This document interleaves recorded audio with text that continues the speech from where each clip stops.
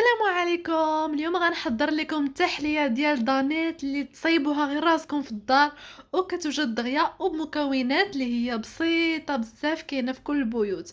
اول حاجه درت هنايا نصف لتر ديال الحليب، ضفت عليه 3 المعالق ديال النشا، 2 معالق ديال السكر وملعقه ديال الكاكاو. اذا بغيتو تعوضوا النشا بالبودره ديال الباتيسير ديال الكريم باتيسير ديروها حتى هي كتجي لذيذه. من بعد ضفت على 50 غرام ديال الشوكولا، 5 قطع ديال هاد المربعات الصغيره، وحركته مزيان عاد باش خويته في الزليف ديالي، وزينته بشويه ديال السيجار والشكلاط هكا مرشوش من الفوق.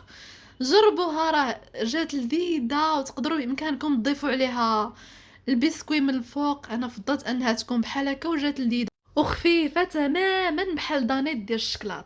نتمنى تعجبكم وغتعجبكم، وبالصحه والراحه.